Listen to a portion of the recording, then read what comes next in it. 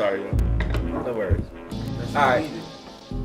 So, I'm Adam Gray, and I'm a producer from Lake County. This is Off the Lake Roundtable, and who we have here tonight, to my left is Shafi Darr. Yo. We have Trumaine What's Jordan. What's up? To my right is my man Jon Content. Greetings. I'm sorry. Remind me. Fucking greedy. Okay, Shit. I'm gonna keep my composure. And then we have Paul North. Yes, nigga, I said Paul North. Excuse me. Like the cologne? Like noir? Like No. like young black businesses? All right. We go ahead, go. Okay. So what this is the round table is we having a discussion about, just subject matters in regards to hip hop, the Lake County area as well, as well as current events, and what could be done in regards to music, what we think about, artist albums, so on and so forth. We're really trying to highlight the area of Lake County and then expand it from there. So what we'll do now is we'll get into a little bit of discussion about current events and see where it goes from there. So has anybody checked out that Big Crit album? Yeah, Yes. thoroughly. Fucking fire. Not yet. No. All right. Keep the devil off me. Yeah, that Price of Fame. Price of Fame, Big Bang. Subscription, which is my sub part 4, which I thought was phenomenal. Like the fact that he's been able to keep the My Sub series going, and each song gets better and better. And the fact that he even had the balls to put out a double album in 2017. Yeah, it's risky. When the attention span is like this, everybody's been putting out EPs, and he put out a double album on some E40 type stuff. I think him leaving Def Jam, this was a huge statement. Was like, yo, I finally have full creative control. I wasn't able to give y'all a single, but I'm not a single rapper. So I'm going to give y'all a double disc of heat. And he did it. And it was cold. Yeah, topped it. Fire. Fire like these lights, because I'm hot. Then a bit. Do this, though. It's all good. Yeah, man. I'm Confetti. glazed. Y'all don't fuck with confetti? I like Oh, yeah. Confetti. I felt like it was a warm-up. I feel like Confetti sounds like Mount Olympus Part 2. But it wasn't as hard as... In my mind. It was as hard as sampled Mount Olympus. That's true. Not sample-free Mount Olympus, but I think Confetti was as hard as Mount Olympus. Right. In my mind. I fussed with it, though. So is Crit like resurging to or trying to break from that underground Shipment Circus artist on this joint, or is he even like breaking that plateau on this joint? I felt like that's just been his thing ever since he first came out, because he came from that era, the whole era of just giving out mixtapes and things like that. So I felt like he's just continued. Well, the way I look at it, he's giving his fans what he wants. So that's how I look at it. Because if he did something else, then people would look at him weird, like, what the fuck is you doing? Yeah. So I felt like he's just continuing what he's doing and giving his fans what they need. So Even his mixtapes already sound like albums already. Correct. So it's like, was he really a underground type artist, or? I don't think he was underground. I just think Def Jam didn't know what to do with him.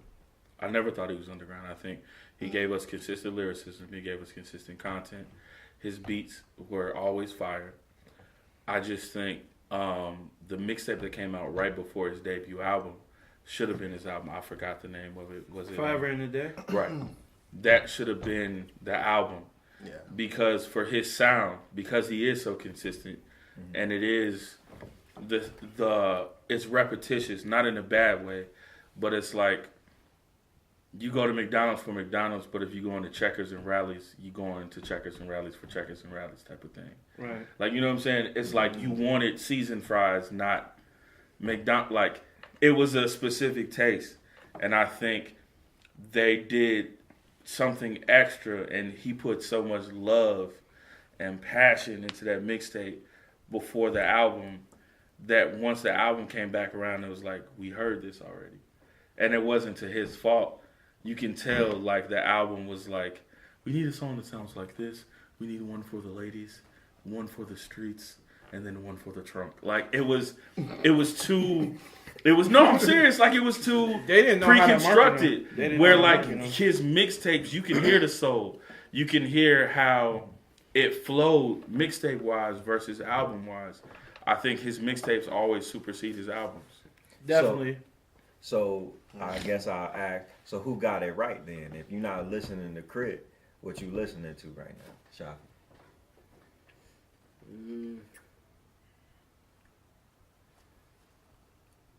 Shit, I listen to Kendrick. I listen to Jay-Z. I listen to Cole. I'm kind of listening to the older heads and maybe some of the more conscious artists. True. What you listening to? I'm listening to literally everything. I'm listening to the artists that are out now. I'm listening to the artists that were, like, I've been listening a lot more Biggie than anything. But Kendrick, like you said, it's like another artist I listen to. Ain't nobody But it's listening more- to fucking Uzi? That's what I said. Some of the new artists. Okay. I listen to them. Like this was one song that I like. Was called "Life Goes On." Yeah. That's a good, like, it's a decent song. You know what I mean? But it's like, but other than that, it's like a few songs. Like maybe I listen to Ugly God maybe once or twice if I'm like in a bad mood. I've never Black heard Mouse with Ugly your God. You never heard of Ugly I've God? never heard his Alright, shit. he got this one song called "Bitch," and basically that's what he's saying throughout the whole song. Like He's an industry troll, bro, but it works Yeah. for him. It's like Lil B on another level. He's an industry troll, but it's like one of those things where like I'm doing this just to get a rise out of you, but it's genuine. So it's The like, fact that his name is Ugly God. yeah, it's just That's them. it. Yeah. I've seen the nigga. And so I got the name, you know, like not judging him, but I get it. You know what I'm saying? He was making like a spin off of his looks, which is dope marketing and so on and so forth. But like so far as that music, I never heard of it. So it's just like, you know, is it substance? Is it just something that people are just tossing out there like, I'm Some gonna of be a gimmick? Is the nigga a gimmick? Some of them I feel like they are. One that kind of caught me off guard was XXX Tentacion. True. 1 second. Okay. My We're not bad. I don't think that we check can, this shit. Wait. The first thing that we not gonna Wait. do on this show is not allow shit to go on without addressing it. In my defense, This nigga Shafi is a phone- vet. my phone is being used to play a song.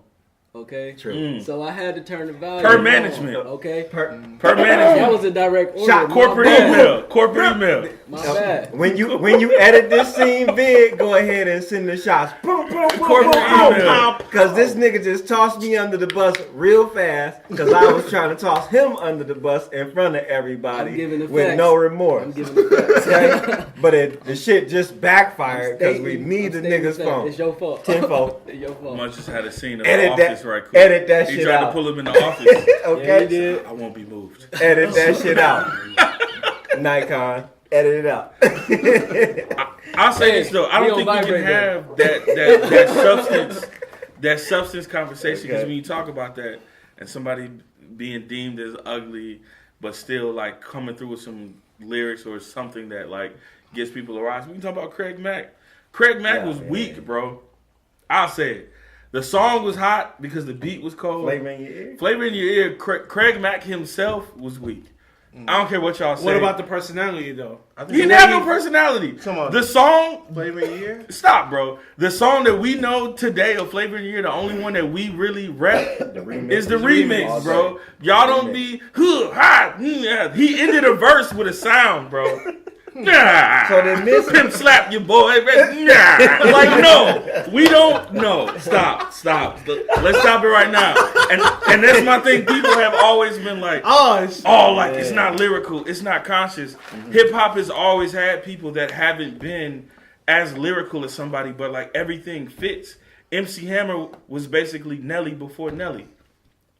He was a chart-topping rapper that wasn't considered a top-tier MC, but he sold records, and he sold more records than what the lyrical miracle connected to God's umbilical rappers was selling at that time. Wasn't nobody else getting 30 mil, bro. That's right. So the thing is like you can't say that doesn't belong in hip hop because we got to pray each and every. Yo, that shit. Still here, bro. So Too legit. So I asked this.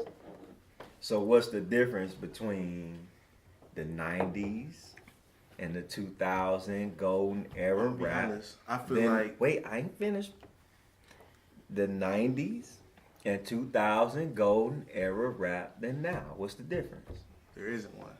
There really isn't one. There's no difference at all. It's the same thing. All it saying the is same is thing. repeating over and It's over the same again. thing. I've been saying the same thing. I mean, think I feel like it's slightly just- different because you find a new way to say what's been said already. Right. And so they'll say it a certain way. It might have been cleaner back in the 90s, but now it's more raunchy. It's like all in your face. Like, I'm going to say what they used to say, but I'm going to give it to you raw. I think So it's now always more- been that though. I Put think it in your mouth. True. I think there's- it was worse back then than it is now.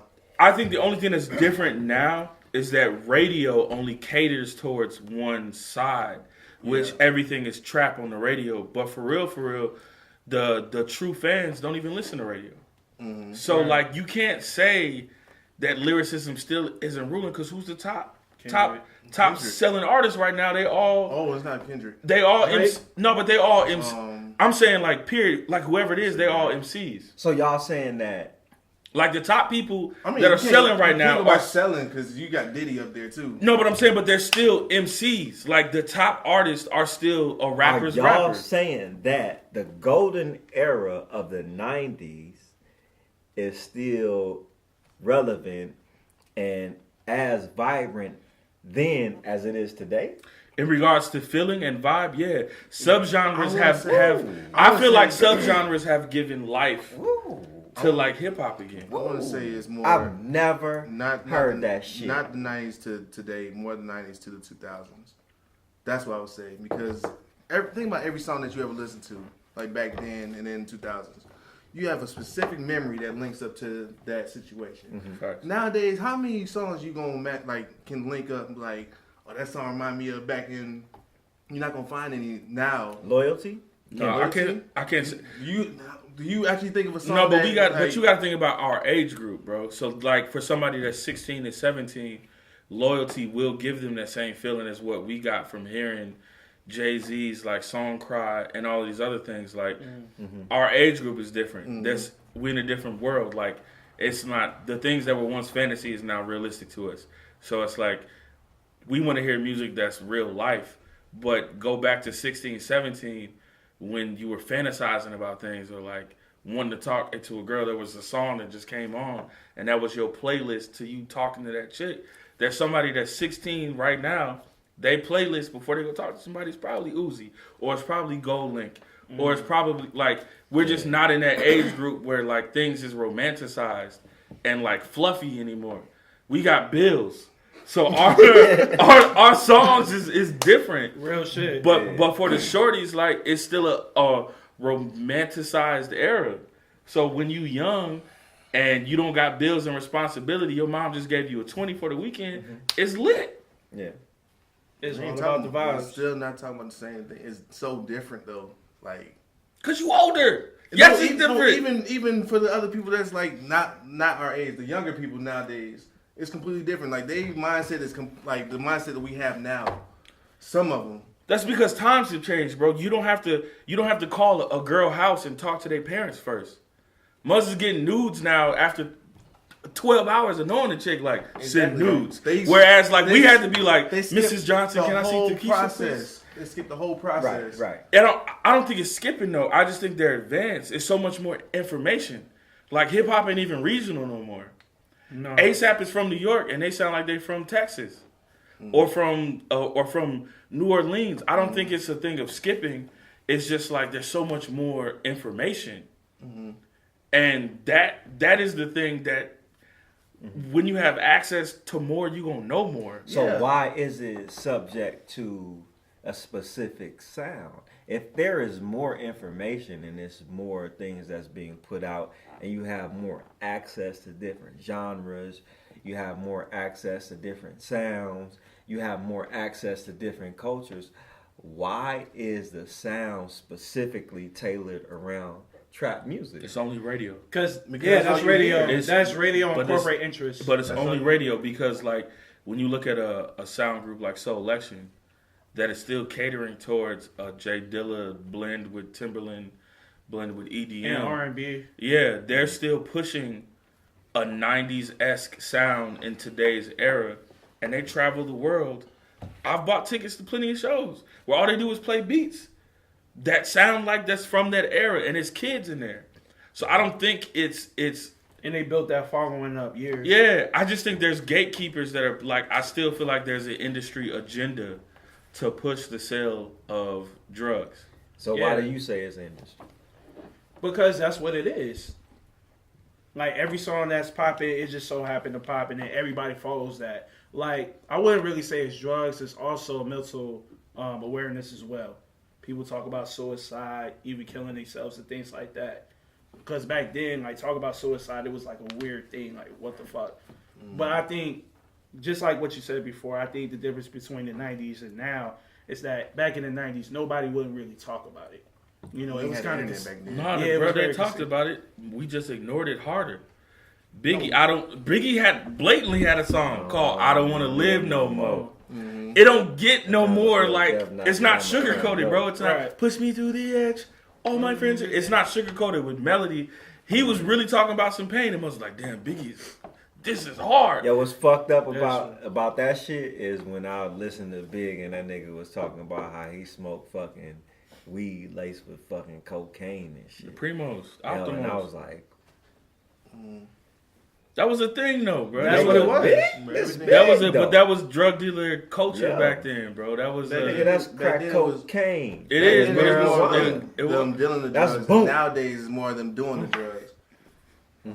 That's how it is. Benny That's how Sequel it- said the same. He said the Yo, same same thing. shit yeah. though. So do you? He said blunts dipped in embalming fluid, Nigga. bro. Come on, So- man. Oh dang, That's y'all don't see. Y'all That's don't be over the listening top. to lyrics. So do you like the culture of hip hop, and then the message of hip hop, and then what it's supposed to mean to be able to be a lyricist, so on and so forth. Everything that encompasses that, like, what weight and what value do we hold to individuals who make music? Because some of the great people that we hold to this standard of, you know what I'm saying, putting it out there like Big, Pop, and then you dive into the messages, and like for me personally, you know, like when you dive into it and you hear like, yo, my favorite was smoking marijuana laced with crack or laced with cocaine. Let's be so weird, politically correct. 'cause you But can one of hop- my favorite you can hop artists- off of cocaine. Yeah. You can't hop off of crack. But one of my favorite artists. Everybody was doing coke in the 80s, wait bro. now, wait now. Everybody was doing coke It's in a the total 80s. difference. Yeah. We're not rocking up this shit. It is different, We're bro. sprinkling it on the marijuana. Yo, but these are figureheads to the culture. How Cokeheads do and you- crackheads is different, though. We all seen cokeheads. They functional. Crackheads ain't functional, bro. functional. It's two different beats. Niggas be They wildin', functional. It's bro. two Functional in different different beats, ways. bro. Everybody know a neighborhood crackhead. Name a neighborhood cokehead. They hidden.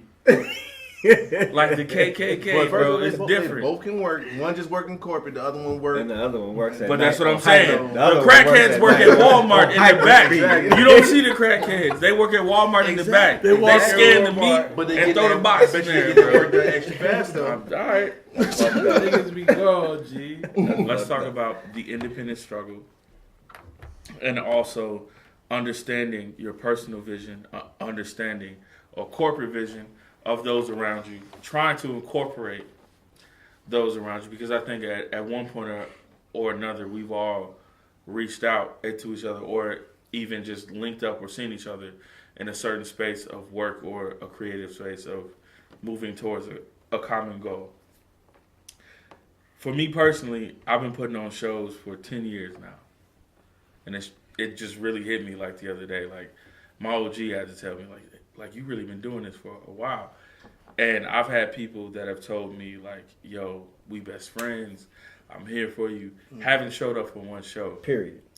And that's been 10 years of Period. me performing at the Metro, performing, Period. opening up for Black Milk. You ain't purchased my album. From George Clinton, from opening up for DJ Khaled, from doing things that like have really meant something for me and the people that I've expected to be there. Not have been there, but continued on with the dream.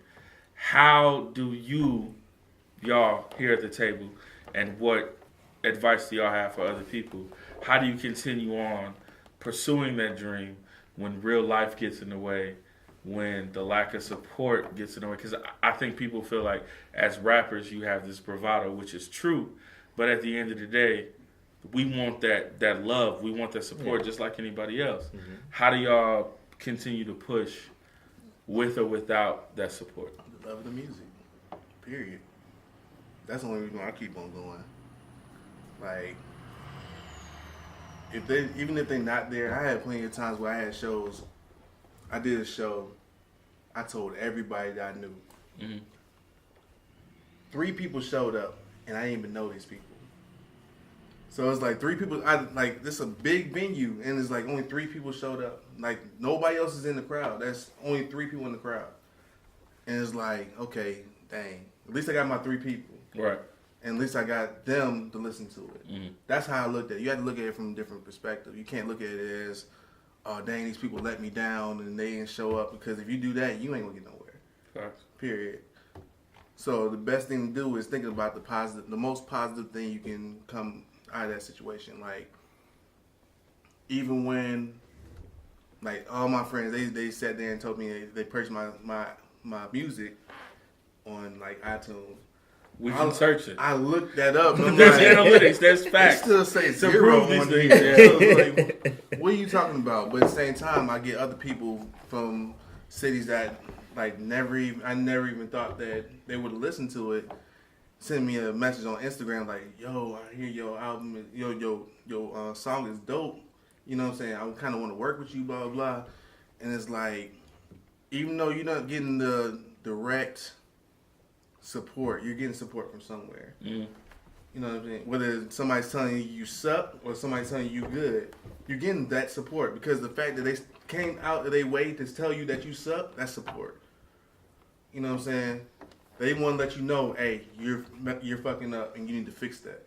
Right. You know what I'm saying? So it all depends on how you look at it. Fucked up support. It's fucked up support, but it's support. They paid attention. They paid attention enough to say, hey, you need to fix that. I think that's constructive criticism. I agree. Because if they still came and they spent their money and they continue to come to shows, it's not a thing of them saying that you suck. It's a thing of, I want to see you in a better light.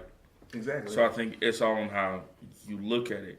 There's a difference between, I think there's been this whole, like, since Pac, I think me being younger, listening to Pac, like, who are these enemies? Mm. Who are these foes? Who are these people that you're speaking of? But I think sometimes people get imaginary haters, right? Yeah. You do a show, you got 30 people that pop up. It's like, oh man, everybody else that didn't show up, y'all haters. Y'all ain't supporting me. It's not that. It's just, it could have been that word. It's just pure analytics. Like, and that's the thing. Like, marketing is really important. Like, you got to understand, there's going to be certain people that show up just to support, and then also they may have negative feedback. Mm-hmm. But that feedback is to see you do better. If you're a chef, and it's like, hey, bro, more lemon pepper on my wings. Mm-hmm. Put some more motherfucker. It's not to say that your wings suck. I just need more lemon pepper on my wings. Right. Just season me a little more, and that's it. So it's not to say your wings suck. That's it. It's just make the wings better. Right. I agree. I think like when it comes to like coming up in the industry, I focus on leveling up. Like I feel like the quality of the music has to speak for itself, and so like you putting in a lot of work, and then it gets to a point where when it comes to adulthood, you got a lot of responsibilities. So you can't do this shit by yourself. Mm-hmm. Like you got to get it to the point where, okay, this is what I'm focusing on, and you need a team behind you. You need real support.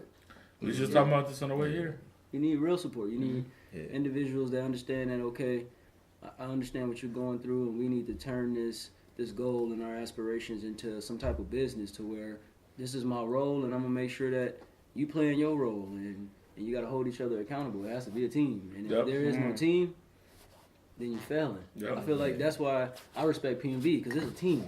Right. Everybody is accounted for. You're making sure that everyone is there and putting in their part, and that's how you get far. You don't get far by I'm gonna do it all by myself. Don't get me wrong. You might get to the point where you're skilled, but everyone knows talent doesn't get you that far. Hard work beats And talent. Hard work beats talent. And it every single takes and I'll say being part of that team takes selfishness, bro.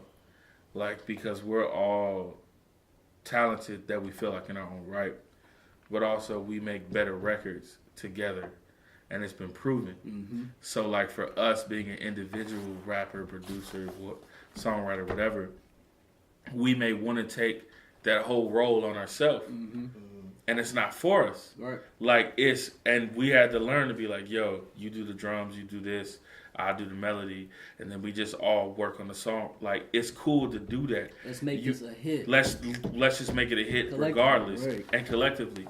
And it takes selfishness, like selflessness. Selfless. There you go. I had a Wendy Williams on it, but it takes shoulder shit. Oh shit. it takes everybody realizing their role, bro. Because you got to think, even think about this, man. Eddie Curry got a ring, bro. Yeah. Ain't it? Can we all just reflect on that? I don't know if y'all old enough to remember the show Hoops. They used to come on CLTV when they showed the high school ballers, and we thought Eddie Curry was gonna be. He was the first. He was the first. What's my man's name? Derrick Rose. He was like, yo, Eddie Curry about to be a cold center. Bum. Bum. Elevated bum. But he got a ring. Yes, sir. Because he played his role, bro. Yes, sir. Tony Kukoc, Bill Winnington had a sandwich. Scott Skiles. No, Bill Winnington John. had a sandwich at McDonald's. Yeah. I talked to this man, and I was like, yo, do you remember having a sandwich? He was elated that I remembered that he had a sandwich. Shout out Bill Winnington. If you see me, I see you. McDonald's, holla at me. With the But Bill With a Winnington, sandwich. bro, he had a sandwich, bro. John Paxson. He have a sandwich. But John Paxson has every moment of the Bulls championship. True. He's got the kickouts and he got the 3-pointer. Mm-hmm. You know, and with that being said, is stopping for a moment and then going back into like, what do we say that is Lake County's problem on being able to be noticed as artists? I think that's the issue, is that the talent here is like astronomical. We got so many people like who are super talented, who are extraordinary at their craft, but the idea of being able to move as units and, you know, as a collective, we lack. I think it's the same way as it is in every other. Like, even when I was in Jacksonville, and it's basically the same thing. Like, basically they have all these artists, and it's like, I want to be successful, so I'm gonna try harder. The other person see you being successful, like, what is he doing different? I don't want to be successful before I'm successful, so come back down here. You have some people that's like that, that'll literally pull you back down like crab bucket. Mm-hmm. Pull you back down because they don't want to see you get that success before they get it. Mm. So it's like, you literally, not only are you fighting trying to get your own success, but you're fighting with the next person that you want to get success with, because they don't want to see you get success. It just makes it 10 times harder. Now, if everybody just work together, this is the goal. I'm trying to get here. When I get here, I can bring you up with me. Now, everybody thought like that, it'll be so much easier, but nobody thinks like that. It's a different culture, though. We can't forget how close we are to Chicago. Definitely. And how prevalent gang culture still is within our area, and folks still holding on to high school beef. Real shit. Yeah. That's outside of the South and the West Coast. Those are people that really understand that. But gang culture in Chicago is a lot different. You got mugs. It's generational. My granddad was a GD. My granddad was like, it's that deep. So when you have things like that, you got mugs that just don't like each other just based upon my older cousin, my older brother didn't like you. Like, the lineage don't rock with you. Yeah. So it's different. It's different stories for us. Not to say that that's acceptable, but it's a different game with us, bro. It's a whole nother thing. Like gangbanging in our area is different than some blue and red flags. It's like it's deep. Yeah. And especially with being so close with everybody, like regardless of what Zion, Waukegan, North Chicago, Gurney, everybody knows somebody and has a tie to somebody. So you kind of got a gist of what this person and that person is through word of mouth. So that's people that have small mindsets that don't leave their town for anything. Some people just lie. That too. That's it. But so I asked y'all. What's the workaround? That's the hard part. We got really legit got to figure that out.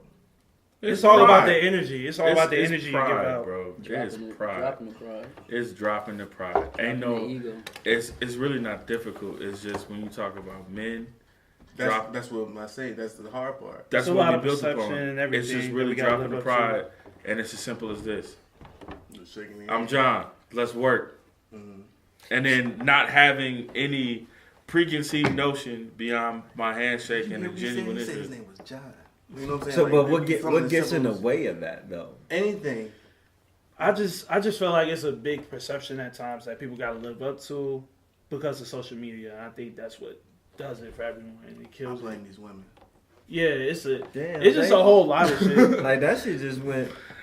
He went It's Tyrese. so it went social media. I blame all the women. This is what he did. He said, No, man, don't try to You diss can't that, blame man. all I the blame women, the bro. women. I blame He all. moved everything out the 13K, way. though. First of all, they I raised got these it. people.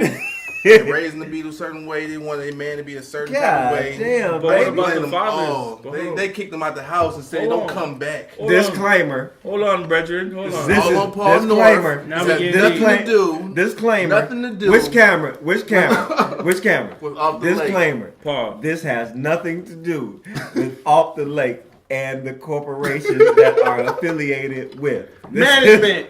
This is a pure Paul North idea. Straight up. But here's the This thing, how man. you toss a I nigga don't- straight under the bus. I don't think you can Rip blame it. it on. I don't think you can blame it on women, bro. Yeah. I'm not damn, being man. like, it's I am all not. their I fault. will You know what I'm not saying? It's like, be a sexist There's certain things. situation at all. There's certain things This that is put his- into place this is that, this nigga's that idea. made it that way. You know what I'm It's saying? it's- I'm not putting the full blame on women like that. It's just certain things that put it into place that a man is supposed to be this way, and this is how it is. And then some people enforce that, like this. You ain't supposed to cry. You ain't supposed to do none of that stuff. You supposed to be this hardcore person. And if anybody try to judge so it, not like, women, but systematic oppression. systematically, yeah. So It's what Paul what? meant was systematic oppression, not women. Let me clean that up for you. Okay. So we're gonna go ahead Real and wrap good. that Real and, good. and rewind it up. Porn up this selector, So Hold on. what he meant was men being kicked out of the household and our roles not being Value. valued. There it goes. I appreciate you, brother. No problem. Valued, and we have now been subjected to where we are now. But I can't say that it's been women because it's also a generational thing of. It's been a lot of OGs that's been like, you got a kid? I'm out. And I'm gone. And they have disappeared. Whereas back in the day... Damn. That's it. whereas back in the day, like, as a man, Muggs had a whole nother family on another side of town or another state that they took care of because it was a pride thing of taking care of their family. So I can't say that it's women. It's just a generational thing. Like, we've lost touch of our values. People think about having kids like buying a new purse or buying some new kicks. It's like, Shit, man. like, oh, I like Baby you. fever. You got nice eyes. Let me have some kids with you. And it's like that. No, It's called baby fever. that's a thing, bro. It's a thing. Like, you look at somebody, be like, you know what? I think I want to procreate with you. Shut the fuck up. Man. This is real, bro. I don't believe that. Have you People not really been on do social that. I don't media? believe that shit. You never felt You don't see that? the I people do be not posting like, believe- "I want a baby just I like this." don't believe Or that dress 'em. shit. I don't believe that shit. You It's never real. felt that way. Fuck no. There's an Instagram Fuck no. there's an Instagram page that followed me called Mini Royals, and he's giving us the wrap it up sign. But it's an Instagram page called Mini Royals, right? And it's just they post up babies, and I see men and women like, oh man, well, women saying that their ovaries are jumping, but men just being like, man, I want to have a baby with this type of chick. Look here, man. Just to make this type of baby. You're damn right. We finna wrap this shit up. That's what Cause this is pure bullshit. We'll get back If to you this. think like that, fuck you. Straight from my black ass heart. So He said black heart. on that note, how many minutes do we have, Vid? 10. So guess what, nigga? This is what we finna do. Speed And round. don't edit that shit. Nope. I also want to Hype Williams. I know we was talking about that shit earlier. Shout out to the segues. 10 minutes, Hype Williams. Black babies, my flutes. Hype Williams. And the flutes. Yeah, and flutes. You're damn right. All right. That's what I'm doing. Totally fucking unprofessional. All that shit. The skew. That's me. You're damn right. And if I had fucking background like a green screen, I would probably have jets flying over when I did that shit right there. I don't know what that means. Chemtrails. I just thought it looked good. Bring the chemtrails. We on the come up though. That's what I'm doing. We on the come up. Hype Williams. What do you think that Hype Williams brought to the game and to, like the essence of, like, let's say music, belly, or, African Americans? A whole lot of flyness, angles, and a rich ass budget. You sound like the Migos. Migo! That's the only thing I could think of right Hype there. Williams was the innovator and the author of the Jiggy era. He made hip hop glamorous.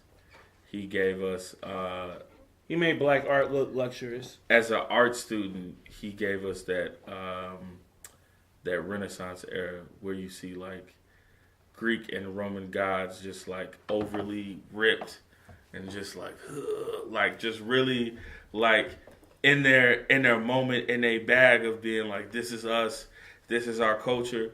Hype Williams gave us that for hip hop. Like when you go back and you look at his films, it was very rich, it was cinematic. It was 3 minutes and 30 seconds of film Fucking gold. that I recorded on VHS. And before, like, honestly, before having a dialogue on the after the scenes, it wasn't even a question of mine. But I thought that it would be important to bring it up because, like, even in my, like, growing up phase of, music and so on and so forth, like, Hype was that dude. He was. Bubble eye lens, the fish lens, and, like, even getting that visual of, he really did paint African Americans and artists in a light that was, like, godly. Mm-hmm. And how you take that shit for granted. But in that era of what he was doing music, it was an elevation of, like, artists and producers who were getting paid $500,000 a beat, the Timberlands, the Pharrells, the Neptunes, who were getting paid like crazy during that era, and also having that the image of Hype Williams being able to portray that it was an elegance in what they was doing, fucking grinding. Right. Not even saying Hype did that shit, but the era of music that was coming out in there, and then the fucking Belly soundtrack, the Belly movie, like the coloring of Keisha. Cult classic. What's it gonna be? Even though Nas Busta couldn't Rhymes, act, but Janet it's all Jackson. good though. Stop. We all going back to Africa. What's it gonna be? What's it gonna be? Busta Rhymes, Janet Jackson. It's my window. I think that was Dave Myers though, or was it? She's a bitch, Was my it Missy. Missy. That was Hype Williams. That shit was cool. Yeah. I think Hype Williams really gave it a cinematic feel, man. He was the Nolan brothers of hip hop film, and me being like a huge film buff, the Nolan brothers really like changed the Batman series for me, where it was like I don't even want to watch another Batman movie after I watched Dark Knight, all of that. So I think Hype Williams is most definitely like a complete visionary. Him and Little X. So does Hype Williams get 5 cups? 5 cups. 5 cups of fucking 5 cups Hype for Hype Williams Williams. all day, man. That's Turn some up. shit. I ain't got no more juice in my cup. I don't got no I don't got shit in my cup. But I shout out got plenty Powers. of juice in my cup. Oh wait, I do have some. Well, there you go. And How Benny will Boom. you? though. Benny Yo. Boom too. Benny. Dave Myers. Dave Myers, Benny Boom.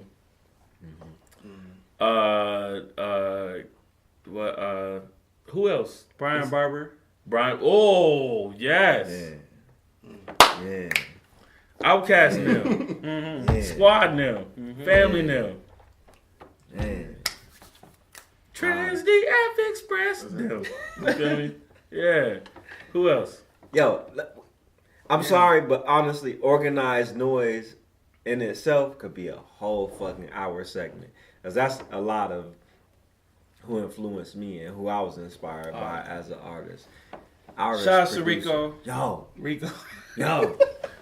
Rico be fucking lit when he be talking, Yo. bro.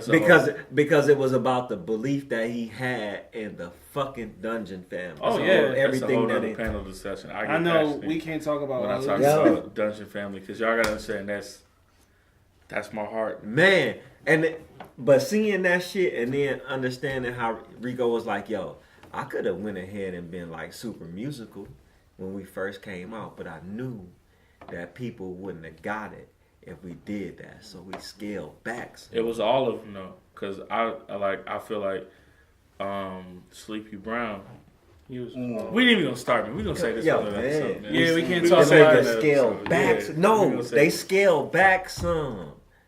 They did a They- little bit, but they still gave us. Come They on, get bro. no. Baseline. Yo, he said that shit. Yo, he said it. He was like, yo, we could have went all in.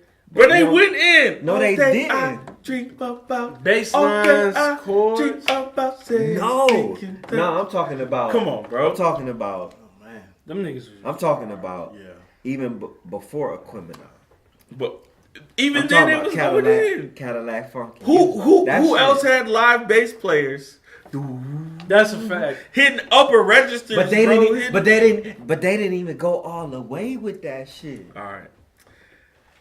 Then They didn't go all the way with that shit when they first came when they you know, first came out. truthfully, they did. Then I think when they did, that's when Organized Noise felt some type of way with the Love Below and Speakerbox. But we'll discuss that later amongst hip hop loyalty and the, you know what? That should be the next episode. Hip hop loyalty and dynasties that have fallen and what caused them to fall. Damn. all day. That's good. That's good. Because I got a whole 5 cups for that. We got 2 minutes fuck though. 2 minutes. day. 5 cups for that. 5 fucking cups to that shit. First episode. Yo, It's been man, love. it It's is. been love. And I appreciate y'all. We'll never be able to get these moments back, and I guarantee you this: I wouldn't take it back for nothing else.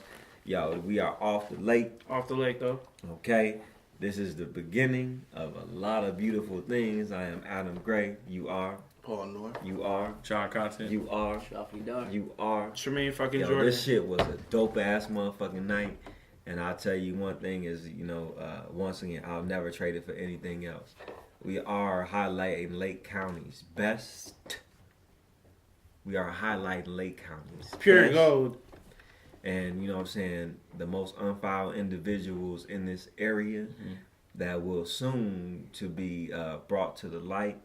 And I hope that we can curate a lot of things, even if it spawns off from this or it creates something that's bigger than what we got going on right now. But that's what it's about. We ain't selfish. You know what I'm saying? It's about spreading love. It's about bringing awareness to, and also talking about things that we could do better as Lake County and artists that are off the lake. So with that being said, we appreciate y'all.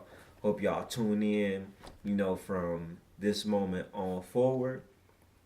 And holler at us. Let us know what we could do better. Let us know what topics that you want to hear from Off the Lake Roundtable. Let us know, like, yo, I don't need fucking Adam Gray on the fucking panel. He need to slow down a little bit. He talked too motherfucking much. Nah, bro, you need to be here. I need to be here. say something. Nah, bro, you need to be here. I'm Follow at Off the Lake. Follow Okay. at Off the Lake. Follow Off the Adam Lake. Gray. Okay. And we gonna end it with, what would you do if your son was at home, crying all alone in the bedroom floor, hungry, and the only way to feed him is to sleep with a man with a little bit of money and his daddy gone. So let's rock down, in another lockdown. I ain't got a job now. Time with me, this is what I call life. Shout out to Off the Lake. Oh, Bow, man. bow, bow.